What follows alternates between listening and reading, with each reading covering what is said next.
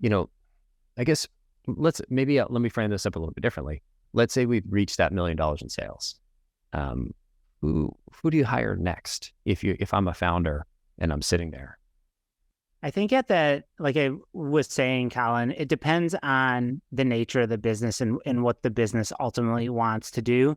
I think generically, you're going to want, as a founder, CEO, founder, seller, you're going to want to hire someone to take some of the lower dollar tasks and activities off your plate. And I actually think that should start to happen way before the $1 million mark. But I would continue to build your support team as a CEO or founder to pull some of those lower dollar tasks off your plate.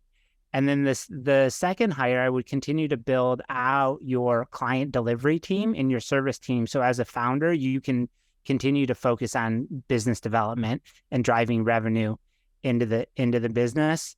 I even think, and we may have a different perspective here, which is great, or we may be in alignment. I think, onboarding, there's some challenges to onboarding a sales team, right? And bringing in when it's actually, it makes sense. And I think it's less a revenue threshold than it is kind of some of the foundation that's in place for the business and the growth that the business actually wants to achieve to, informs when you should actually start looking at bringing on a sales person.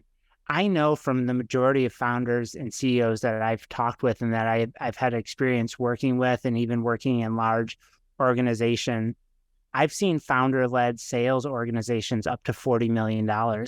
I've seen agencies with only founders and CEOs that are 10, 11, $12 million with only founder sellers. So I know, and I've done the pro formas and the financials for those businesses, and at the deal sizes they sell, you can get a lot of momentum and revenue from a founder-led sales effort. So at that $1 million level, I think it's really about bringing in some people to help support what you're doing and freeing up your time, and then really bringing in some people who can help you on the delivery side of the business so you can focus on strategy, building team, and high-level BD activities. Mm-hmm.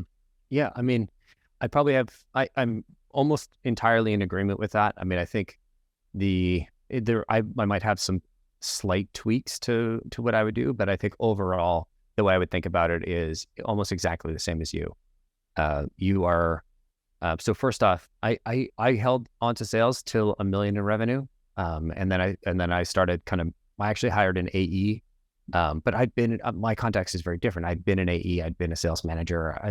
Training, onboarding an AE wasn't a new thing for me, and so that was a low risk activity in my books because I could ride shotgun and I knew what to look for. And then I went on, I built the SDR team here, and then inbound team and then outbound team.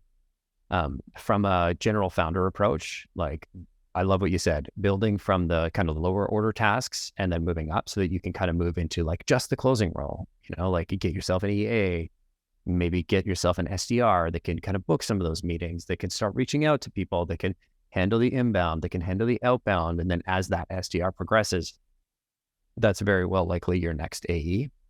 So that's kind of that's the trajectory. Again, it's the consultant answer. It depends on the speed at which you want to move and the type of business that you're selling.